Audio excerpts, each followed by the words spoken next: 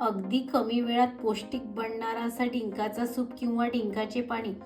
चला तर बघूया यासाठी काय साहित्य लागते. तर डिंकाचा सूप बनवण्यासाठी डिंक घेतलेला आहे, जवळजवळ 3 चम्मच डिंक आहे आणि 3 चम्मचच तूप घेतलेला आहे आणि 3 चम्मच गूळ घेतलेला आहे. गूळ तुमच्या आवडीनुसार घेऊ शकता तुम्ही.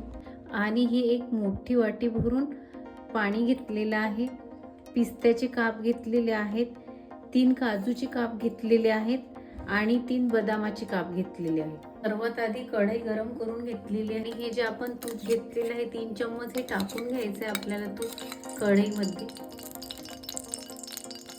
तूप गरम झालेलं आहे, त्यामध्ये हे जे आपण बदामाचे काप आहेत ते टाकून घ्यायचे आहेत आपल्याला आणि काजूचे काप आहेत ते सुद्धा टाकून घ्यायचे आणि हलकासा सोनेरी रंग येईपर्यंत परतून घ्यायचे आहेत आपल्याला दोन्ही. ज्यांना नुकतंच बाळ झालेलं आहे त्या स्त्रियांसाठी, ज्यांची कंबर फार दुखते त्यांच्यासाठी अतिशय उपयुक्त आहे. हा सूप तुम्ही सकाळच्या वेळेलाच घ्यायचा आहे. हा सूप आरोग्यासाठी अतिशय उपयुक्त असा आहे. हलका सोनेरी रंग आलेला आहे या कापाला. आता हे काप आपण बाजूला काढून घेऊया. आज कढईमध्ये तूप छान प्रकारे तापलेलं आहे. आता जो आपण हा डिंक घेतलेला, हा डिंक आपल्याला अशा प्रकारे सर्वच टाकून घ्यायचा आहे आणि छान प्रकारे मस्त असं परतून घ्यायचं आहे डिंक आपल्याला. डिंक छान प्रकारे असं फुललेला आहे. लगेचच आपल्याला या कढईमध्ये पाणी घेतलेलं आहे, पाणी टाकून घ्यायचं आहे. या डिंकाच्या पाण्याला छान प्रकारे उकळी आलेली आहे. आता या स्टेजला आपल्याला आपण हा गूळ घेतलेला आहे, हा गूळ टाकून घ्यायचा आहे.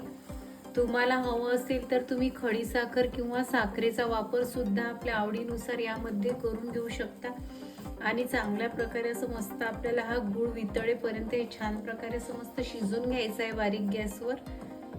आपल्याला थंड झाल्यावर वापर करायचा नाही. हा सूप आपल्याला गरम गरम चहा कसा पितो गरम असतानाच प्यायचा आहे. जर गार होऊ दिला तर हे डिंकामुळे पूर्ण चिकट होऊन जाईल. गरम गरमच आपल्याला हा पिऊन घ्यायचा आहे. गरम असतानाच वापर करून घ्यायचा आहे या सूपाचा आपल्याला. आता छान प्रकारे उकळी आलेली आहे आणि सूप आपला तयार झालेला आहे. आता बाजूला काढून घेऊयात सूप असा एका बाउलमध्ये काढून घेतलेला आहे. आता यावर जे आपण काजू आणि बदामाचे काप जे तळून घेतलेले होते ते टाकून घ्यायचे आहेत. सूप एका बाउलमध्ये काढून घेतलेला आहे. काजू आणि बदामाचे काप छान प्रकारे यावर टाकून घेतलेले आहे आणि पिस्ता टाकून घेतलेला आहे. तुम्हाला हवं असेल तुम्ही ते ड्रायफ्रूटचा उपयोग यामध्ये करून घेऊ शकता.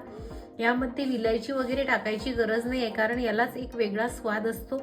आणि अशा प्रकारे आपला हा सूप तयार झालेला आहे डिंकाचा. तुम्ही नक्की करून बघा आणि हा सूप कसा झाला मला कमेंट्समध्ये नक्की सांगा.